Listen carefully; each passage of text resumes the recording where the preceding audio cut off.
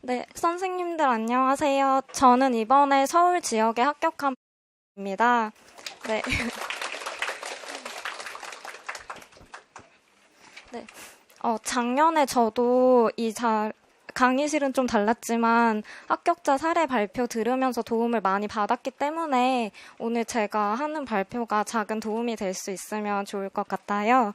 그래서 저는 일단 대학원 졸업하고 준비를 했고 1년 동안 올인을 해가지고 합격을 했습니다. 제가 시간 제한이 있어서 말이 좀 빠를 수 있어요.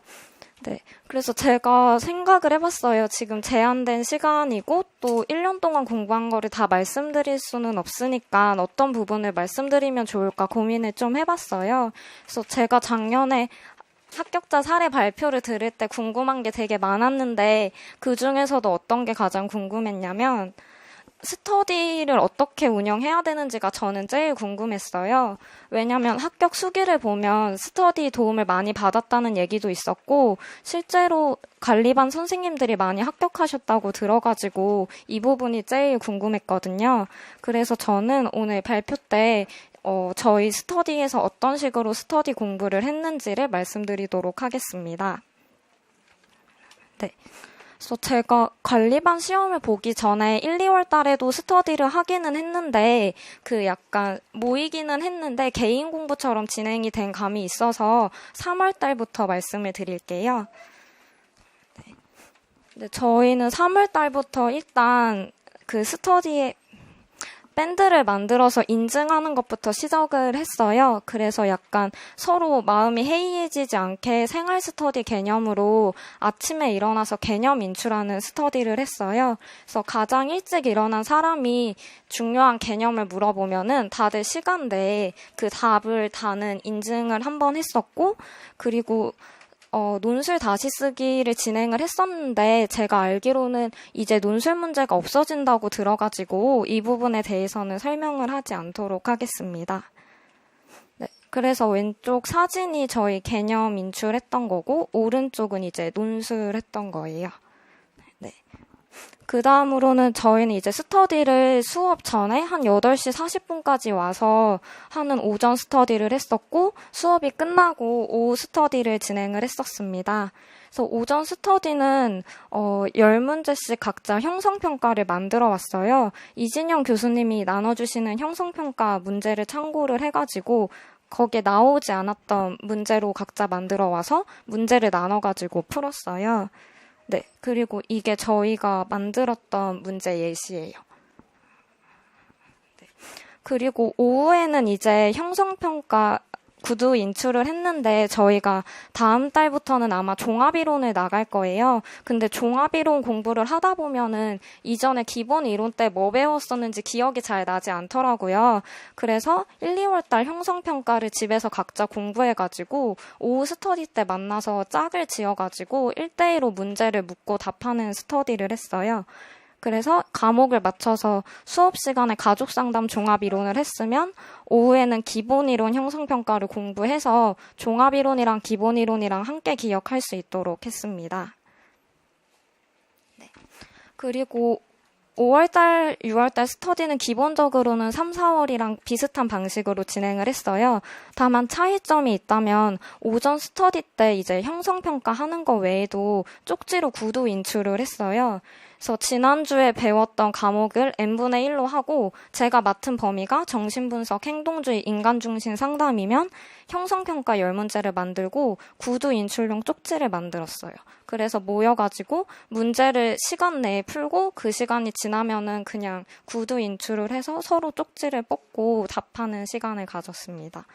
오후는 마찬가지로 3, 4월 달 이론 구두 인출을 했는데 방식이 비슷해서 설명을 하지 않을게요.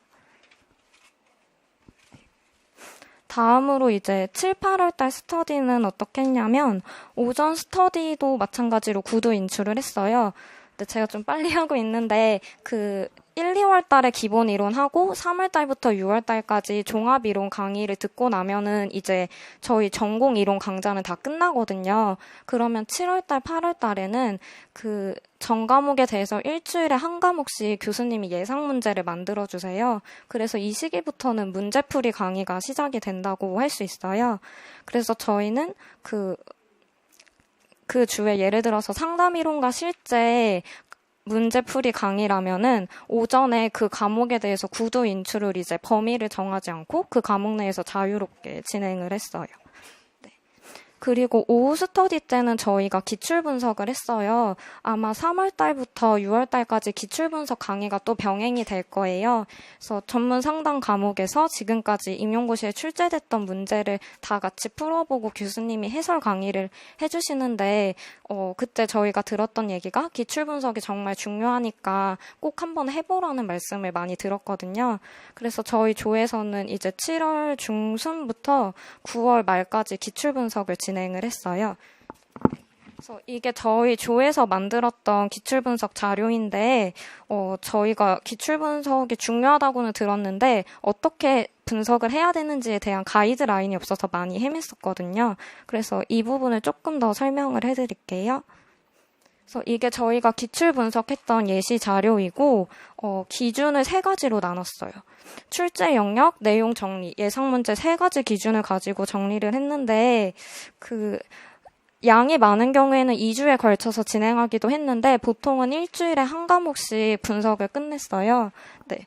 그래서 마찬가지로 문제도 상위실이 72문제면 n분의 1로 개수를 나누고 각자 맡은 범위를 이 3가지 기준을 가지고 정리를 했어요.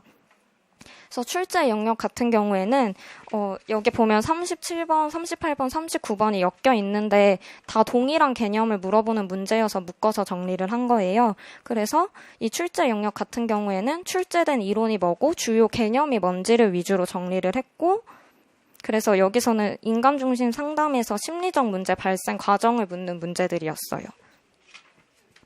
네, 2번째로 내용 정리 같은 경우에는 이 문제에 출제된 개념을 자기가 정리하거나 아니면은 그 내용이 교재 어디에 있는지를 간단하게 기입을 했습니다.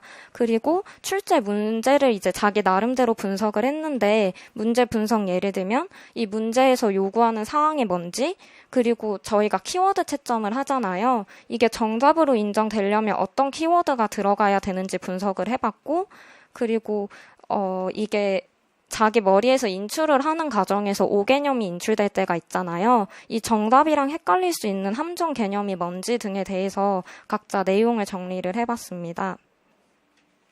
그리고 3번째 기준인 예상 문제 같은 경우에는 이 문제를 보고 스터디원들이 나름대로 문제를 변형해 보는 거예요. 그래서 여기서는 심리적 문제 발생 과정이 나왔는데 그렇다면 인간 중심 상담에서 심리적 증상을 해결할 수 있는 방법이 뭘까? 그러면 상담자의 3가지 태도랑 연결시켜 보거나 네, 이런 식으로 심화 개념이나 이 이론에서 10년도, 11년도에 출제가 한두 번 됐는데 약간 5년 정도 텀을 두고 계속 출제가 안 돼서 이번에는 출제될 수 있겠다 싶은 문제들을 한번 적어봤어요. 그래서 저희가 이런 식으로 기출 분석 스터디를 한 2달? 2달 조금 넘게 진행을 했었습니다. 네. 그리고 스터디 마지막 시기인 9월에서 11월에는 일단 오전 스터디는 마찬가지로 구도 인출을 했어요. 근데 다만 인출 방식을 조금 바꿔봤는데 이전에는 그 인출 쪽지를 뽑은 사람이 자기가 답을 말하는 거였어요. 근데 이제는 뽑은 사람이 예를 들어서 쪽지에 전이라는 용어가 적혀 있으면 그 전이라는 용어를 말하지 않고 전이가 뭔지에 대해서 정의를 말해보는 거예요. 그래서 이 사람이 그 개념에 대해서 설명을 하면은 그거를 들은 다른 스터디원들이 그 개념이 뭐다라고 정답을 말하는 이런 식으로 했어요. 그래서 설명을 듣는 과정에서 그 스터디원이 좀 부족하게 이해하고 있으면 옆에 사람들이 좀 첨언해주고 더 외울 수 있게 서로 도왔습니다.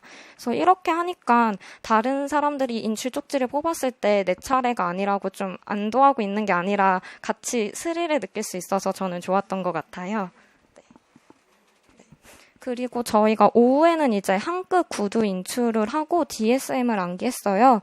저는 작년에 이제 합격자 사례 발표를 들을 때 이 한끝이 뭔지가 굉장히 궁금했는데 이 한끝이 한 권으로 끝내는 전문 상담이라고 한 8월에서 9월쯤에 교수님이 출간을 하신 교재예요. 그래서 그 전문 상담 과목에서 지금까지 출제됐던 모든 내용을 교수님이 한 권으로 정리하신 거거든요. 그래서 앞에는 제가 사진을 잘 못 찍었는데 이런 식으로 출제됐던 개념에 대해서 교수님이 도식도 담아 놓으셨고, 네. 그래서 이게 정리를 하자면 되게 최종적으로 점검하기 좋은 교재여서 저희가 9월부터 11월까지는 그 수업이 끝나면 스터디 시간에 서로 이 교재에 대해서 묻고 답하기를 했어요.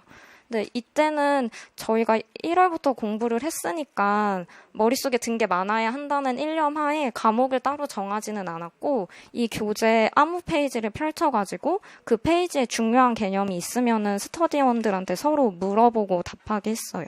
그리고 그 자리에서 대답을 못하면 외울 때까지 기다려 주셔가지고 같이 많은 개념을 외우고 그렇게 외운 거는 좀 오랫동안 기억에 남는 효과가 있었습니다.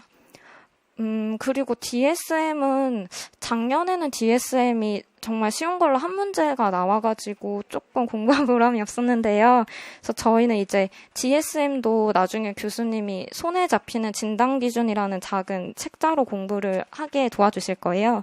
그래서 그 책의 범위를 또 6개, 7개씩 나눠가지고 집에서 각자 외워오고 스터디 자리에서 만나면은 돌아가면서 개념을 확인을 하는 거를 했어요. 그래서 뭐 예를 들면 적대적 반항 장애 발병 시기가 언젠지, 몇 세를 넘으면은 뭐 진단이 안 된다는지, 그리고 뭐 해당되는 증상이 최소 몇 개여야 진단을 내릴 수 있는지 이런 기준 같은 거를 서로 암기를 제대로 했는지 체크를 해주었습니다. 네, 그리고 이 시기에 또 기출문제 다시 풀기를 했어요. 그래서 이렇게 말씀하시면 앞에서 기출문제 분석을 했는데 왜 다시 풀기를 했나라고 생각을 하실 수 있는데 저희가 사실 학원에서 하라는 것만 해도 양이 되게 많잖아요. 그러다 보니까 각자 자기가 맡은 범위의 문제만 풀고 다른 사람들 문제를 못 푸는 경우가 생기더라고요. 그래서 이게 좀 각자 풀려고 해도 잘 안 돼가지고 좀 강제적으로 다시 같이 풀면서 밴드에 인증을 해서 기출 문제를 다시 한번 풀어봤습니다. 그리고 이제 시험 직전 2주에는 저희가 한국 구두 인출이랑 DSM을 암기하지 않았고 예상 문제를 각자 만들어 왔어요. 그래서 저희가 어쨌든 나름대로 1년 동안 공부를 했으니까 그리고 교수님께 들은 게 많으니까 지식이 좀 생겼을 거고 보는 눈이 생겼다는 판단 하에 진행을 했어요. 그래서 각자 과목을 정하고 한 끗 앞에 있는 그 지금까지 출제됐던 도표 그거를 참고해가지고 어떤 문제가 2019년도 임용에 나올 것 같다 이렇게 자기가 생각하는 걸 10문제씩을 만들었어요. 그리고 다음 스터디 때 모여서 그 문제지를 나눠가지고 서로 각자 풀어보고 잘 안 외워지는 게 있으면 마찬가지로 외울 때까지 좀 압박하면서 기다려주는 시간을 가졌습니다. 네. 그래서 이거는 제가 만들었던 예상 문제인데 이게 각자 제가 옆에 기출이 언제 됐는지를 적어놨거든요. 그래서 저는 뭐 이게 0713에 체계적 둔감화가 기출되고 안 나왔기 때문에 나올 수 있겠다라고 생각해서 적어놨던 거고 이게 10문제라고는 했는데 제가 막 욕심이 너무 넘쳐가지고 많이 만들었어요. 네.